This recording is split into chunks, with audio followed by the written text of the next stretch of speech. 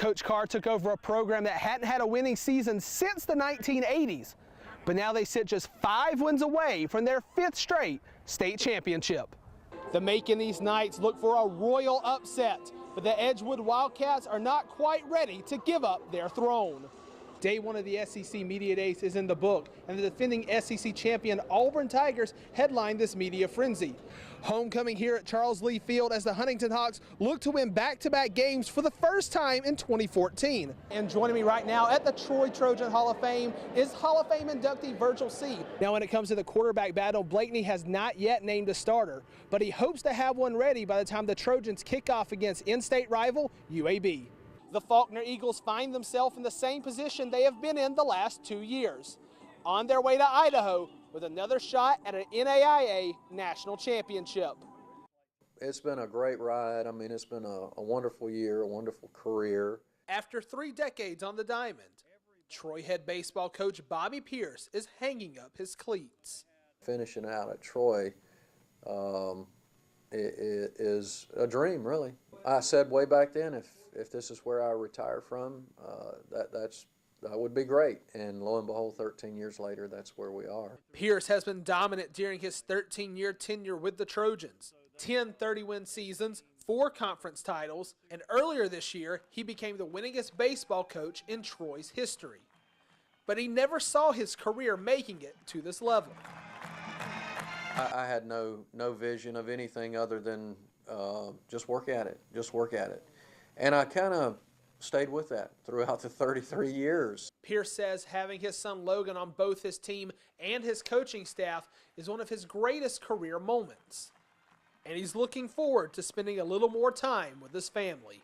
Coach Pierce said his time here at Troy has been memorable, but he's still unsure what his next step is going to be after retirement. People ask that all the time, well, what are you going to do? And the true answer is, I don't know. There's several things out there I'm considering, and I just want to take the time to spend some time with the family and then kind of go from there and decide what we'll do next. Pierce says he came into this season trying to embrace every moment and player, but as his final out lingers, it's getting harder to say goodbye. Words can't really even describe the feelings, the emotions, what you go through in times like this. When it's this close, everything gets clearer. The fog kind of lifts, the moments stand still a little bit, and it all just gets very clear. The Trojans look to prolong Pierce's final bow as the Sun Belt Tournament hits Riddle Pace Field on Wednesday. Congratulations to Coach Bobby Pierce. Justin McNelley, WSFA 12 Sports, Troy. The Edgewood Wildcats are just 3 games away from making history in the state of Alabama. With 3 more victories, the Wildcats would break the 1994 to 1997 Clay County Panthers record of 55 consecutive victories. But the streak is the last thing on the team's mind. We don't talk about it a whole lot. We just try to take it as the next game on the schedule, and that's who we're focusing on. And our kids have done a great job of just focused on the next game. We try to put it behind us, but at the same time, you don't just want to ignore it. You want to acknowledge it and acknowledge that you want to keep the bar that high. The streak began after a 13-12 loss to the Glenwood Gators in 2010. Edgewood was mourning the loss of senior Mallory Garman, who was killed in a car wreck earlier that week. Head coach Bobby Carr says that loss plays over and over again in his head, but it's his job to get his team ready for the next game. I tell them it doesn't matter who we're playing on Friday nights. Our job is to make sure Edgewood gets better, and they need to be individually a better football player when they leave here every day, whether it be Monday, Tuesday, Wednesday, Thursday, or Friday. And that's what we've been trying to preach to our kids, and they've done a good job of buying into that. Jesse Benton is a senior defensive end for the Wildcats, and he's the one player that's been here through the whole streak. Benton has experienced both the highs and the lows the Wildcats have been through, and says nothing would be sweeter than being a part of this record. If we break the record, I want to be able to tell my kids and so on and so forth. That personally is one of the biggest accomplishments I have, because I have 4 rings at home, and setting the state record in wins, that's a big deal to me and to my family.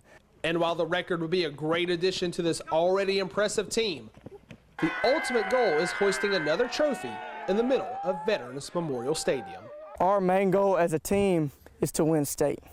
And each year, that's what we've done. These kids just expect nothing else but to be in Troy in the end and to be on top and be the last team standing. Coach Carr took over a program that hadn't had a winning season since the 1980s, but now they sit just 5 wins away from their 5th straight state championship.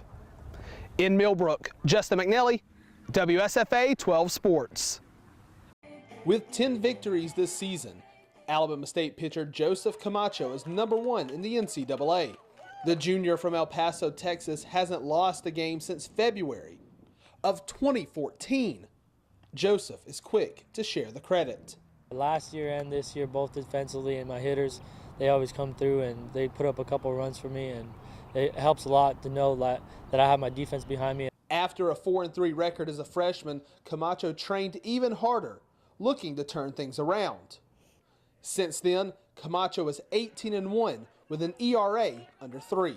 The work that I put in, and it's showing that I'm actually doing something and making my season go on better. Head coach Mervell Melendez says a guy like Joseph is easy to coach. He says Joseph's passion to compete at the highest level makes him a leader in the dugout. Sometimes you don't see the fire on the mound. He is so nonchalant about it and very casual about it, but he is a very, very tough competitor. And despite his smaller stature, Joseph is still a force on the diamond. And while Camacho may not be the biggest guy on the mound, he doesn't see that as a disadvantage. He sees it more as a blessing in disguise. I see it as like a gift, I guess you can say, because not a lot of people my height can throw the way I do. But you get on that mound, you gain a couple of inches.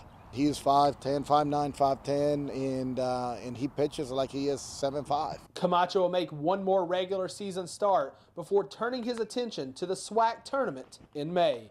Justin McNelley, WSFA 12 Sports.